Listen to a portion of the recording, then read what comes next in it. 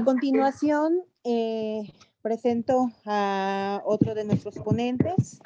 Es el turno del doctor Héctor Daniel Cid Vázquez, quien es actual responsable de adicciones y coordinador, del área de adicciones en la Ciudad de México, en la clínica especializada Condesa, que se dedica específicamente a atención de consumidores, pacientes, hombres, mujeres y de la comunidad LGTBIQ, en cuestión de VIH y SIDA. El doctor Héctor Cid es médico cirujano por parte de la Universidad Nacional Autónoma de México. Es especialista en tratamiento de las adicciones por parte del Colegio de Estudios Superiores en Adicciones, doctor Jesús Cumate Rodríguez. Actualmente es alumno de la maestría en adicciones por parte de la Universidad Hebraica, además de contar con un máster en VIH y enfermedades infecciosas por la Universidad del Rey de Juan Carlos en Madrid, España. También se desarrolla como doctorante en alta dirección de establecimientos de salud en el Centro de Estudios de Posgrado del Estado de México, y pues también tenemos la fortuna de haber contado con él como parte del personal encargado de la clínica de adicciones en Naucalpan, de parte del Estado de México. Y pues bueno, doctor Cid, si se encuentra ya por ahí, le cedo la palabra, por favor. Adelante.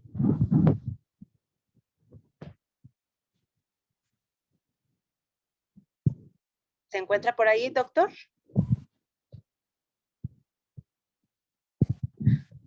Maestro Castrejón. Sí, sí se encuentra. Lo único que le pedimos es que abra su micrófono, por favor. Por ahí. Sí, le apoyas con el micrófono. Gracias, maestro.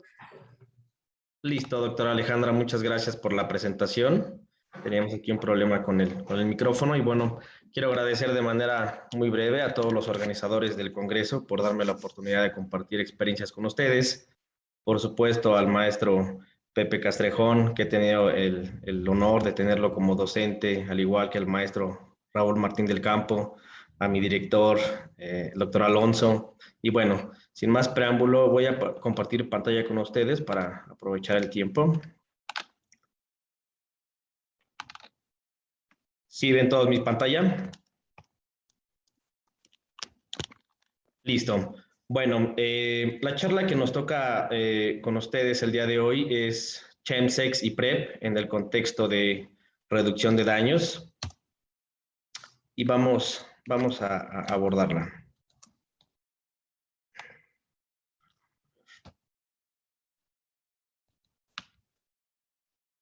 Listo. La agenda de trabajo para esta tarde, si ya están cansados, vamos a abordar de manera muy puntual lo que es el Chemsex, qué drogas se usan en el contexto de Chemsex, cuáles son los riesgos en el momento de tener este tipo de prácticas, qué podemos hacer, por supuesto, para disminuir el riesgo al momento de tener Chemsex, por qué nos debe de preocupar y cuál es su impacto en la salud mental, ¿de acuerdo?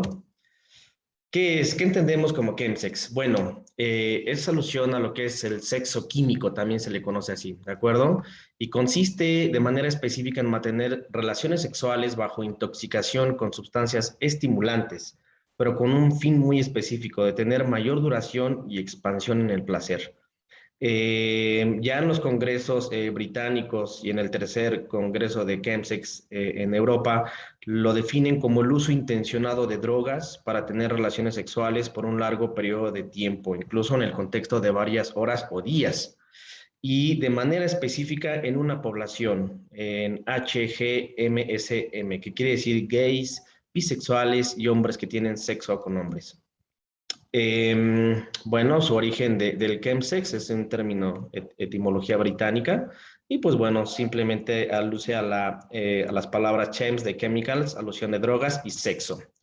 Como todo y más en el ámbito de la medicina hay clasificaciones y tenemos una variante que se le conoce como chemsex o slam o slamming, que es el sexo duro. ¿Qué es esto? Bien, pues se caracteriza por la administración de drogas psicoestimulantes, pero mediante inyección intravenosa, ¿de acuerdo? Y este fenómeno, por supuesto, ha ido aumentando especialmente por la aparición de nuevas sustancias psicoactivas. Es importante que en nuestro contexto de la práctica clínica conozcamos cuáles son las definiciones o las palabras utilizadas por los usuarios de manera coloquial. Muchos pacientes se pueden referir a Chemsex cuando hablan de colocón, chems, una sesión, vicio, etcétera, ¿sale?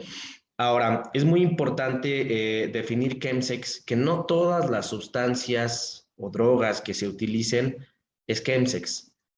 En este contexto, quiero comentarles que si ustedes, por ejemplo, googlean en cualquier parte qué es Chemsex, les van a aparecer una infinidad de artículos, pero hay que diferenciar que entre una actividad sexual posterior al uso de drogas y Chemsex, que es el uso intencional de drogas para potenciar y alargar esas relaciones sexuales.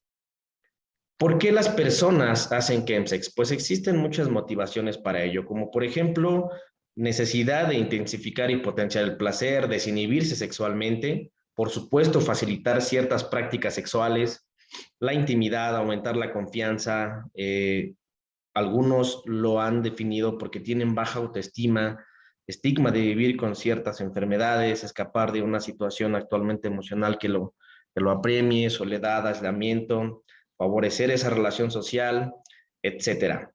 En este tema quiero comentar que existe una variación en cuanto al uso de sustancias de acuerdo también a un tema un poco cultural.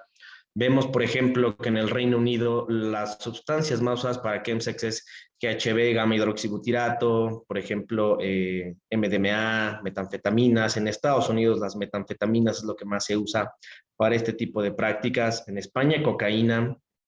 Francia, catinonas sintéticas, y podemos ver algunos otros países del Medio Oriente y de Europa. Ahora bien, ¿qué tipo de drogas usamos o se usan para tener Chemsex? Las que se han establecido de manera ya concreta en los congresos de Chemsex es la mefedrona, por ejemplo, que es una catinona sintética, o algún nombre popular es el MAVE Miau. Su efecto buscado es estimulación, excitación, por supuesto, euforia, las metanfetaminas, famoso cristal, por supuesto MDA, cocaína, ketamina, el éxtasis líquido. Es bien importante comentar que algunas sustancias utilizadas en Chemsex, como el poppers, son vasodilatadores que se usan con finalidad de empezar a introducirse a otras prácticas que las vamos a ver más adelante. De las más de uso, como les comento, es la mefedrona, algunos nombres muy coloquiales es el miau, MEP, MICAT, DRON, el GHB, que es el gamma hidroxibutirato, también se le conoce como la droga del sueño, tener bastante cuidado ahí en las bebidas porque suelen ponerse en gotitas. Y esto en el contexto de salud anorrectal es muy importante. ¿Por qué tener cuidado y por qué abordar de manera muy puntual qué tipo de drogas se usaron? Algunas sustancias como los vasodilatadores locales, como son los poppers, llevan a que los usuarios o las personas que hacen Chemsex puedan tener prácticas de riesgo como el fisting. Es el fisting, que es el sexo braquirrectal, y por supuesto con las complicaciones médicas a las cuales nos lleva, desde desgarros, prolapso rectal, incluso perforaciones anorrectales. Algunas otras prácticas que nos puede llevar este tipo de prácticas es bondage, sadomasoquismo, por ejemplo. Aquí ejemplifico otro tipo de sustancias de las más usadas en Chemsex, que es el cristal, también se le conoce como tina, med, ice, glass, crank, etc. Importante, repito, familiarizarnos con los términos coloquiales que el paciente alude a ellos para poder saber de qué hablan. Esto es muy importante. Se dice que el Chemsex, de hecho así se estableció en el Congreso Británico, en el segundo de Chemsex en 2018, es una práctica en donde tiene que ver mucho la actualidad de las redes sociales. Todas estas aplicaciones que ven ustedes aquí en la pantalla se pueden usar y son contacto directo para hacer esas prácticas específicamente. En el Clinic estudio que se reportó ahora en el tercer congreso de Chemsex, ya establecieron de manera muy específica cuáles son las sustancias más usadas. Por ejemplo, podemos ver aquí en la gráfica que de lo que más se usa es sildenafil, metanfetaminas, GHB, nitritos, vasodilatador, repito, cocaína, mefedrona, éxtasis. MDMA, etcétera. Esto es lo que les comentaba. Ya como definición, David Stuart nos comenta en el segundo Congreso Europeo de Chemsex que el uso de drogas específicas en contextos sexuales modernos realmente son propias del área de los smartphones o nuevas tecnologías y que por lo general se ocupan por la población GBMSM. ¿Ok? Ahora, ¿cuáles son los riesgos de tener chemsex? Por supuesto, lo englobé en 3 esferas: el consumo, la salud sexual y psicosociales, por lo que debemos de hacer un abordaje multidisciplinar al momento de estudiar esta situación en nuestros pacientes. En cuanto al consumo, por supuesto, alguna consecuencia va desde la intoxicación, la sobredosis, dependencia, aparición de síntomas psicóticos, y cuando los pacientes llegan a usar o practican slamming, pues pueden llegar hasta la muerte, ¿de acuerdo? Algunas taquiarritmias supraventriculares, infartos agudos al miocardio de manera espontánea durante el acto. En cuanto a la salud sexual, alguna consecuencia, por supuesto, como lo voy a ejemplificar más adelante, pues es la adquisición en porcentajes mucho más altos de infecciones de transmisión sexual, por supuesto VIH y virus de hepatitis C aguda. En cuanto a en el contexto psicosocial, por supuesto vamos a ver que pues hay vergüenza, culpa, muchas veces el sexo no consentido, rechazo, exclusión y el gasto que implica en hacer este tipo de prácticas.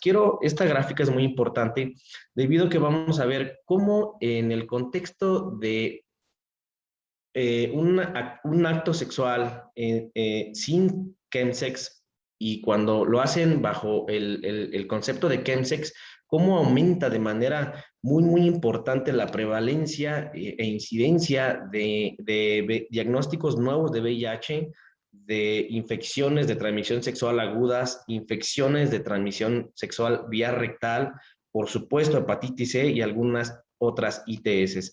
Vean, por ejemplo, en VIH de 1.8, cuando no hay chemsex, y cuando hay chemsex está un 8.6. Es una diferencia muy importante, y así en cada una de las que les comento.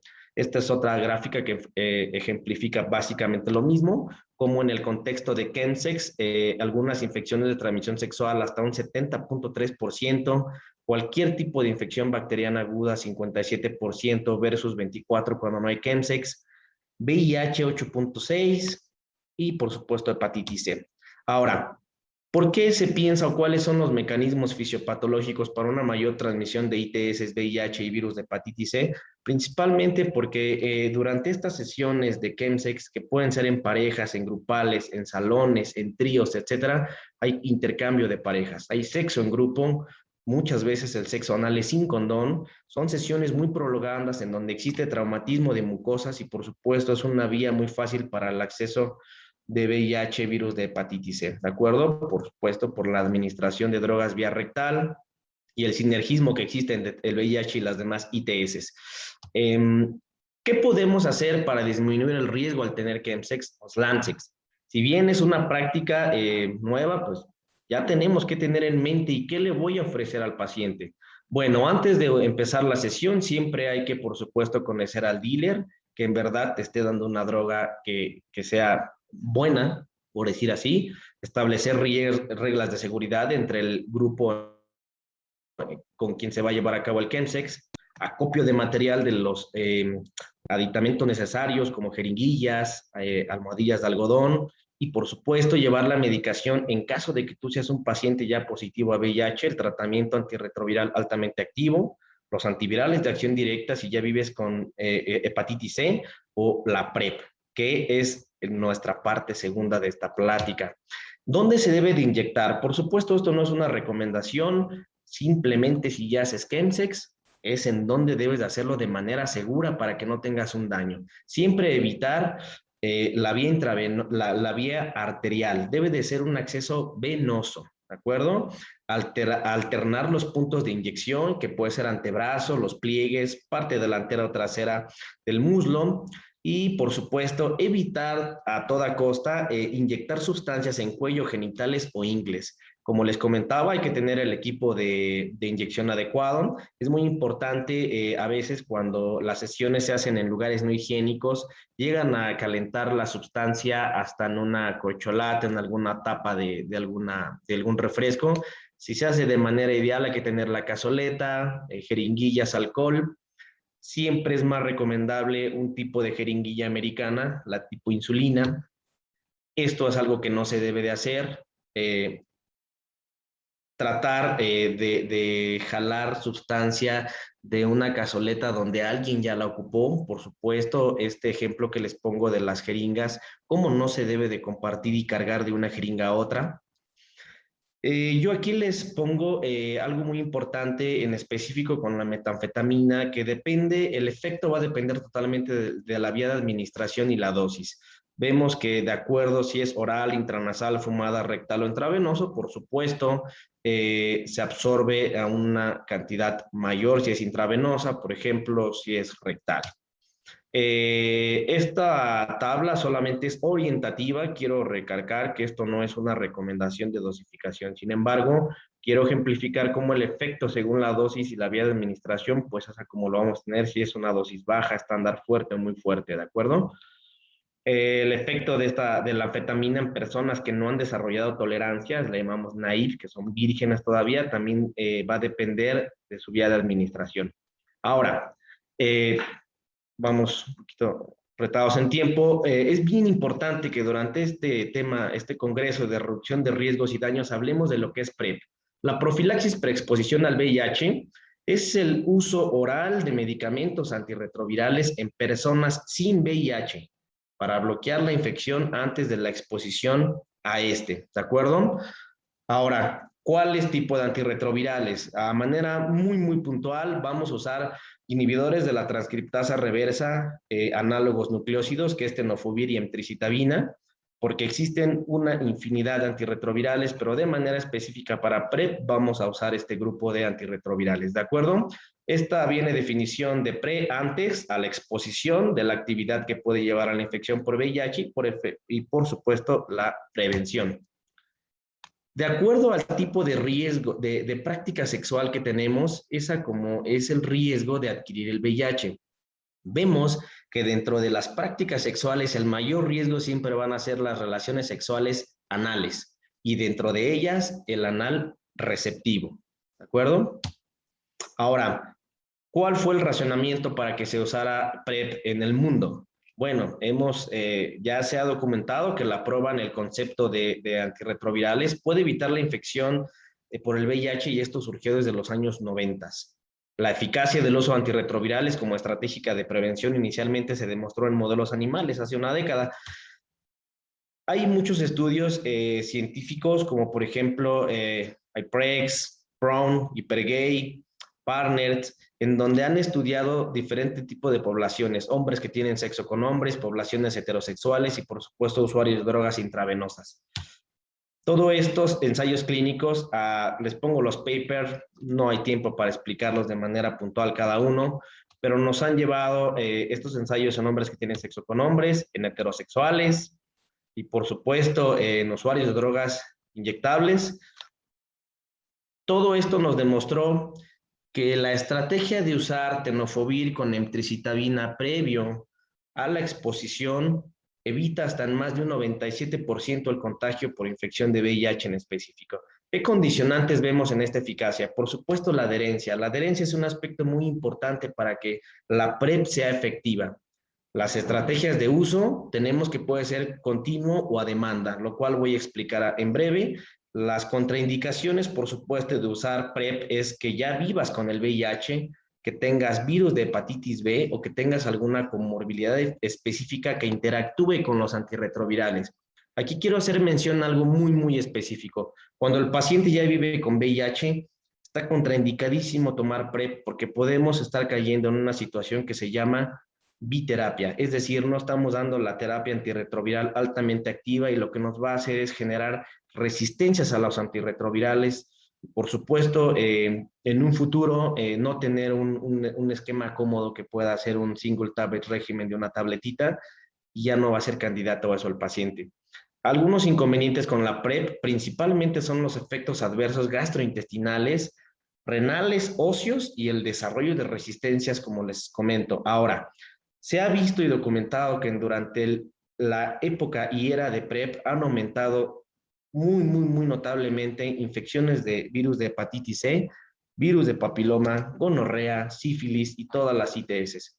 Aquí lo que les quiero ejemplificar es que de acuerdo al apego al tratamiento es el éxito. Mientras más apego existe, es más efectiva la PrEP, ¿de acuerdo?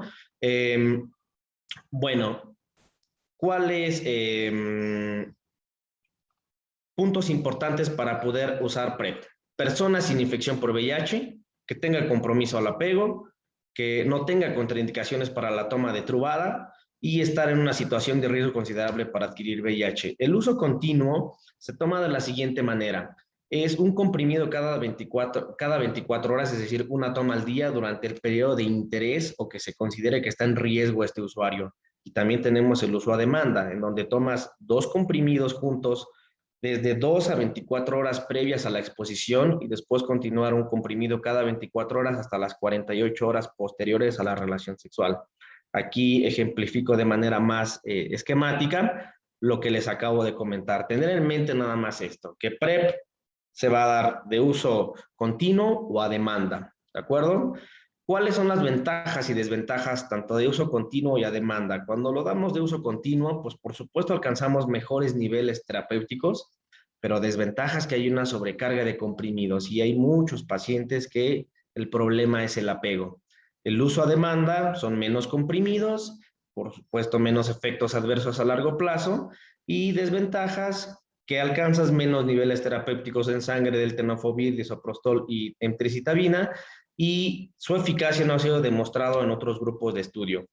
Es importante tener en mente que en los lugares donde se vaya a implementar PrEP debe haber servicios básicos, como debe de ser consejería, diagnóstico de tamizaje para VIH, atención de ITS y por supuesto un seguimiento de laboratorio. ¿Seguimiento en qué? Los pacientes han demostrado que cuando se toma PrEP, los estudios revelan que puede haber alguna no falla, sino disminución en la tasa de filtración glomerular con el aumento de la creatinina.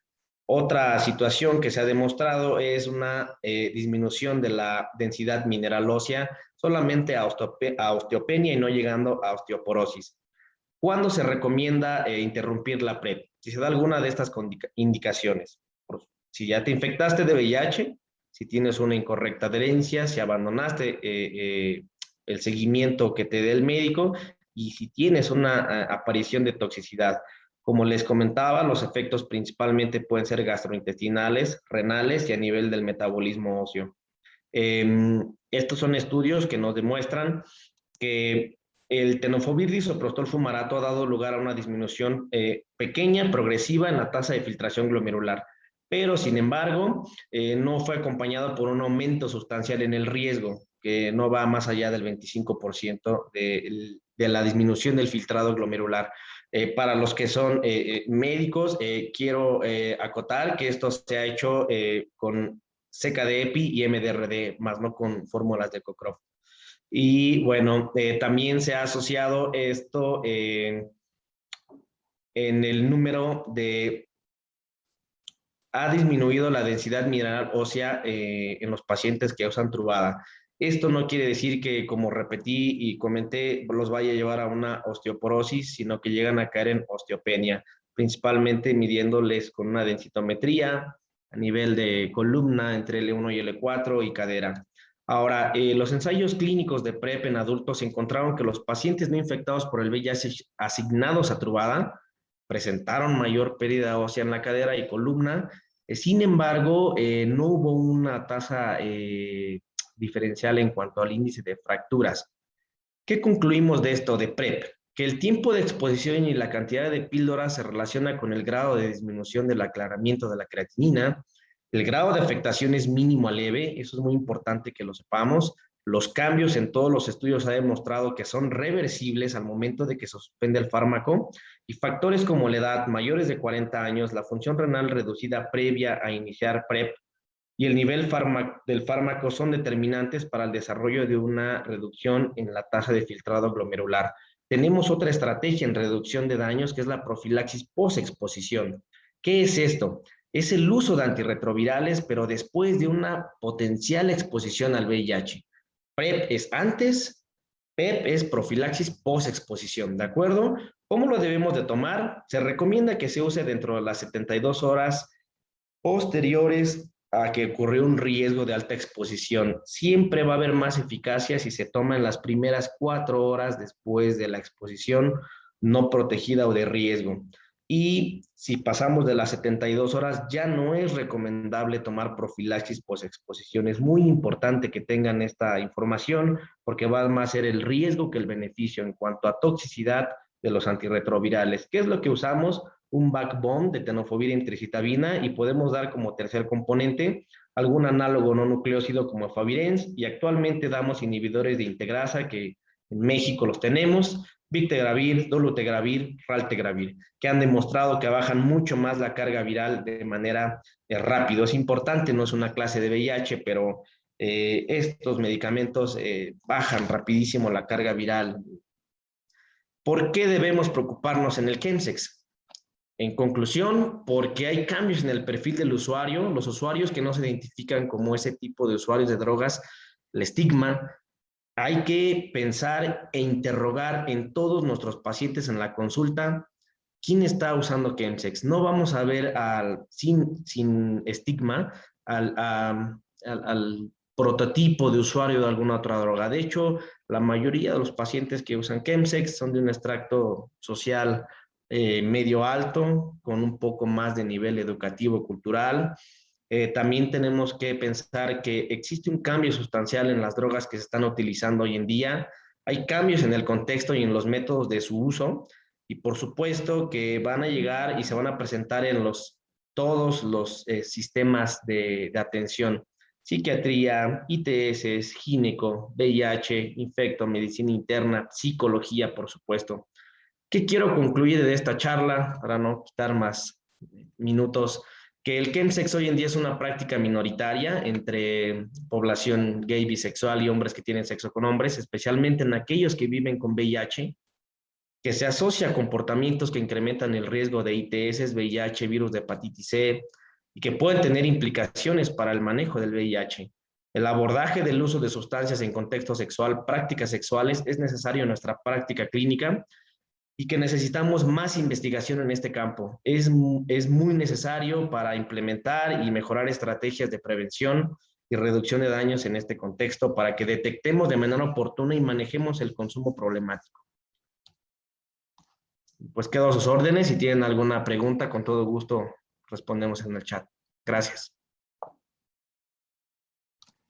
Muchas gracias, doctor Héctor Cid. Sin duda también otro de los temas que nos atañen, que además desafortunadamente pues tenemos mucha ignorancia en general, porque bueno, pues obviamente la comunidad tiene diferentes modos de vida en general, no solamente en prácticas sexuales, y de las cuales también tenemos que ser capacitados todo el personal de salud y obviamente también el personal que atiende los centros de rehabilitación para un mejor trato y sobre todo un trato digno, humano, pero sobre todo también basado en evidencia como nos comparte. Le agradecemos mucho su ponencia, doctor.